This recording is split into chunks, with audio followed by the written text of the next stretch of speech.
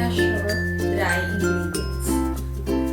So we have here different kinds of dry ingredients such as brown sugar, white sugar, and then flour. Okay.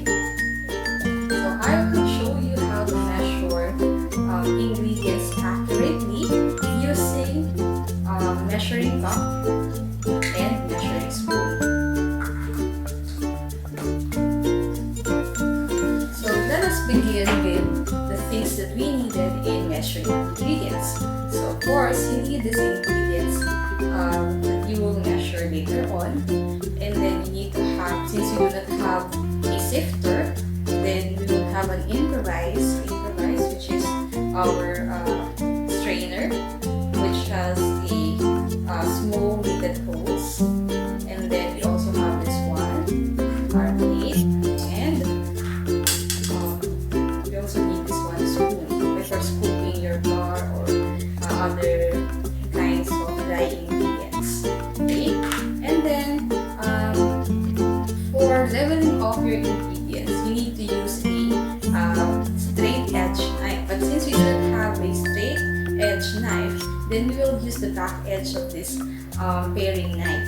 Okay, some others use spatula, but since we do not have spatula, we are using this paring knife or the back edge of this paring knife to level off the ingredients.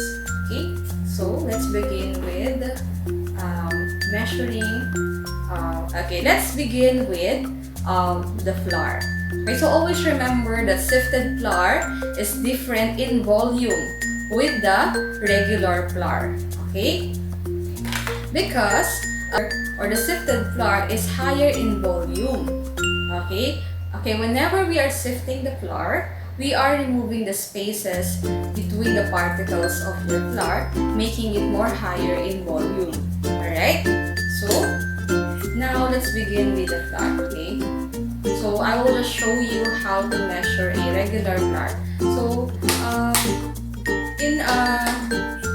in some recipes, like for example the embutido, if you're going to use this as a thickener, then no need for you to sift it.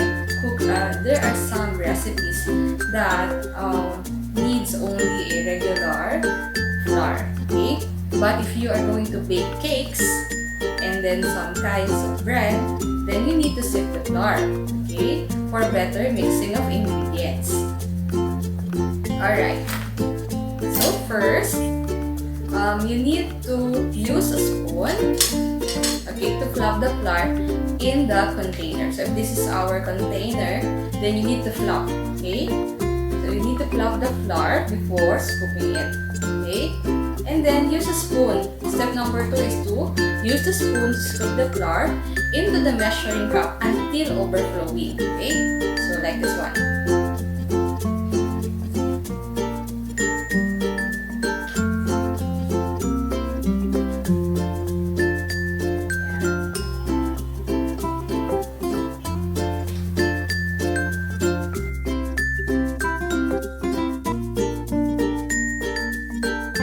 And then the third step is to use the back edge of your knife or the straight edge knife to level off the excess ingredients. Okay, so remember, do not press down the flour. Okay, so just level it off as it is. Okay, so like this one.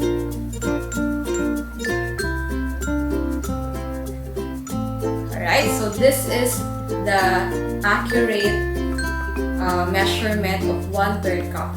Okay, so do you have any questions regarding this? Nothing? Then let's move on. Okay, next one we have measuring sifted flour. So the first step is to sift the flour 2 to 3 times. Okay, so I have said a while ago that we do not have a sifter, so we are going to use a strainer, okay, for sifting the flour. So you just have to scoop the flour, right, using your measuring cup, and then put it on the strainer, or if you have the sifter, much better, and then sift it 2 to 3 times. So you need to sift it 2 to 3 times, right?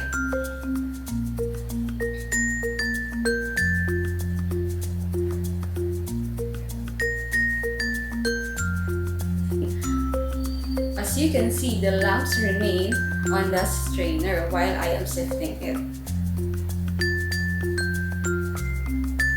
And it becomes fine. Look at this. Okay, this is how it looks like. And then you have to do it 2 to 3 times for you to get the right sifted flour.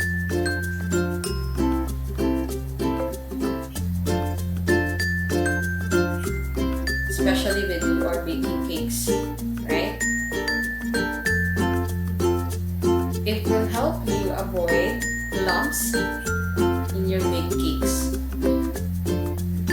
Yeah, alright, so after doing this, then fill the cup with overflowing. Okay, so let us set aside this one, and then get again your measuring cup, and then scoop it using your spoon, and then fill it until overflowing.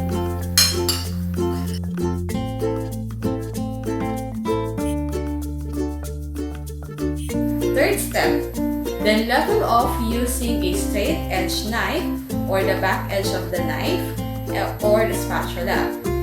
Remember that do not press it down. Okay, so do not press the flour. Just set it, or I just level it off using this, using the back edge of this knife. This is the accurate way of measuring your dry ingredients. Okay. We're done. Next one, let's move on to measuring refined sugar. Alright, so let's move on to measuring how to measure your refined sugar. Alright, so we have the white sugar, and then we are going to refine this one by sifting it using a sifter or the strainer. Okay, so we will remove the lumps of the sugar by sifting it. So what you're going to do is to get your sifter or the strainer, and then fill it with your sugar, and then sift it at this once only. Okay, so you need to sift the flour once only, right? Yeah. So as you can see, the lump remains inside the strainer.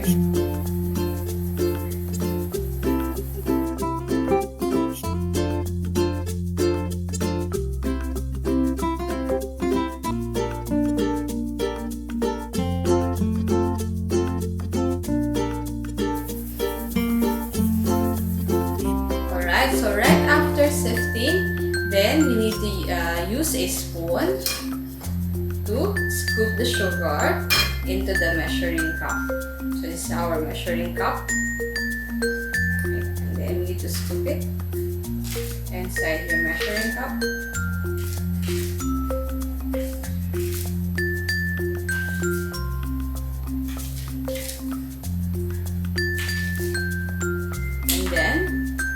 Next one is to level off using the back edge of your knife. So again, do not tap it down, okay? Just simply level it off using the back edge of your knife. So that's it. That's how you measure dry ingredients, or that's how you measure refined sugar.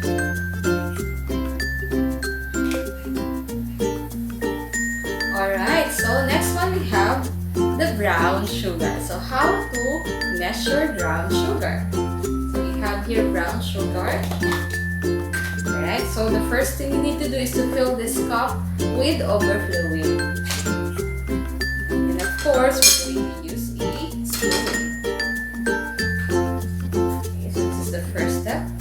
You need to fill this cup using the spoon. So right after scooping your sugar inside the measuring cup, then you need to pack. Okay, you need to pack the measuring cup with brown sugar to make sure that it holds the shape of your measuring cup. Okay, so pack it. You need to pack. Okay, your brown brown sugar, make sure to hold its shape. Right? So this is the right way of measuring your brown sugar. Okay? You need to press it down. Right. So that's it. And then lastly, after packing your brown sugar, you need also to level this off using a spatula or the back edge of your knife. Okay, like this one. And this is the accurate measurement for brown sugar. So that is the end of our lesson. So goodbye everyone!